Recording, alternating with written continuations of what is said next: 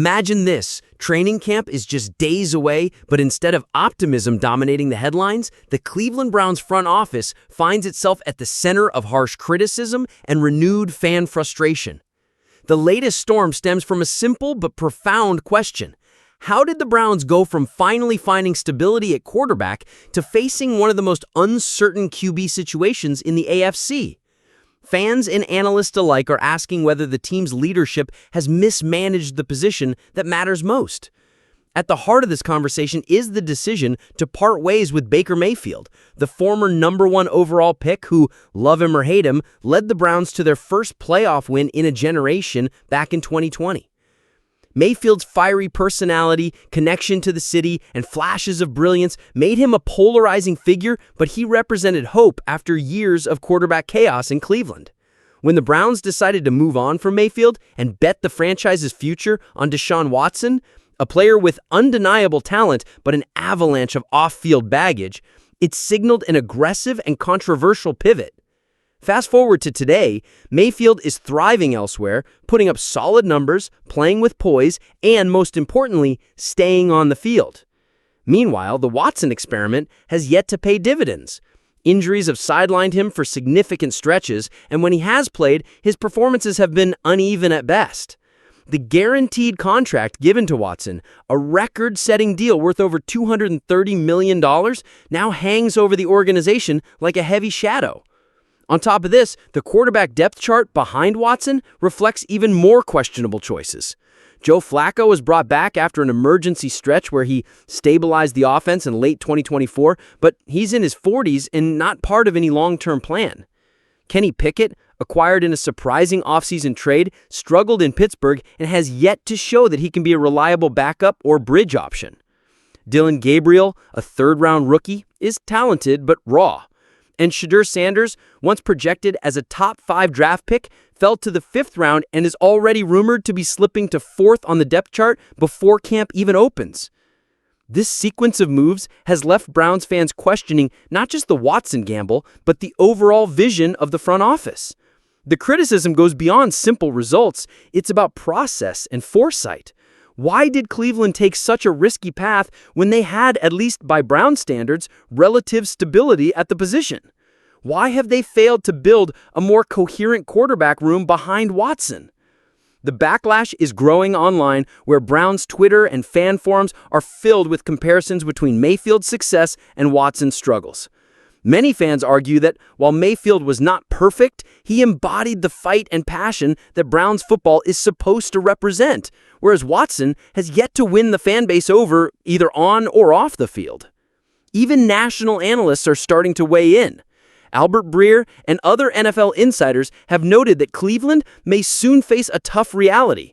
Watson's contract limits their flexibility, their quarterback depth lacks a clear plan for the future, and they're entering a season where a slow start could put everyone in the building under pressure, from the coaching staff to the general manager's office. As training camp opens, the Browns find themselves at a crossroads, not just on the field, but in the eyes of their fan base. The quarterback decisions made over the past 2 years, once seen as bold, now look shaky. The front office, once praised for its aggressiveness, is now being questioned for its judgment. The Cleveland Browns quarterback room today is a complicated puzzle, and the technical breakdown explains why the front office is under such intense scrutiny right now. When you examine the depth chart and the decisions that led to it, a pattern emerges: aggressive moves lacking consistency in execution. First, let's look at Deshaun Watson. When the Browns traded for Watson in 2022, they did not just acquire a talented but controversial quarterback. They handed him a fully guaranteed contract worth $230 million, a move unprecedented in NFL history. This decision tied the franchise's fate to a player who had not played football for more than a year and who arrived with significant off-field issues. Technically, Watson's skill set was never in question. He is mobile, accurate when on his game, and capable of making all the throws. But his return to form has not happened. His footwork under pressure has been inconsistent. His decision-making has not matched his earlier days in Houston. The injuries, combined with the rust, have left Watson looking like a shadow of the quarterback Cleveland thought it was getting. Behind Watson is Joe Flacco. Flacco came to the Browns last year as a desperation move after injuries wrecked the QB room. And to his credit, he performed admirably, helping the team secure a playoff berth. But Flacco is 40 years old. His mobility is severely limited, and while his experience provides value, he is not a long-term solution, or even a reliable bridge if Watson misses time this season. His role is clear: veteran insurance, but relying on him reflects a lack of planning for the future. Then there is Kenny Pickett. The Browns acquired Pickett in an offseason trade with Pittsburgh, a move that caught many by surprise. Pickett struggled in 2 seasons with the Steelers, failing to develop into the franchise quarterback they had hoped for. His technical flaws were evident: inconsistent footwork, struggles reading defenses post-snap, and erratic deep ball accuracy. Bringing him to Cleveland raised eyebrows because it seemed more like a low-risk flyer than a real solution at backup quarterback. Dillon Gabriel, selected in the 3rd round of this year's draft, is an attempt to develop a younger option. Gabriel has an intriguing skill set: good mobility, quick release, and creativity in extending plays. But he is raw. His college tape showed that he could struggle against complex defensive schemes and needed time to refine his mechanics. Expecting him to contribute early would be optimistic at best. Finally, there is Shedeur Sanders. Once projected as a top 5 pick, Sanders fell to the 5th round and is already rumored to be falling out of favor, reportedly sitting 4th on the current depth chart heading into training camp. Technically, Sanders has a solid arm and good instincts, but lacks polish in footwork and has struggled with consistency against tight coverage. His draft slide reflected real concerns from evaluators, and the Browns' coaching staff clearly sees him as a long-term project rather than an immediate contributor. This collection of quarterbacks paints a picture of a front office scrambling to cover for past mistakes without a clear succession plan. The Watson gamble is not paying off. The backups are either too old, too flawed, or too raw to inspire confidence. The fan reaction reflects this reality. Browns fans are not just expressing frustration, they're questioning the competence of the leadership. On social media and talk radio, comparisons between Baker Mayfield's success elsewhere and Watson's uneven tenure dominate discussions. Fans feel that Baker was shown the door too quickly and that the aggressive pivot to Watson was reckless. There is a growing sense that the front office has backed themselves into a corner, with little room to maneuver if Watson continues to struggle or suffers another injury. At the same time, some fans are holding out hope that one of the young cornerbacks, perhaps Gabriel or even Sanders, can develop into a viable option down the line. But most recognize that this is far from guaranteed, and that the Browns' quarterback situation entering the 2025 season feels unstable, despite all the resources poured into it.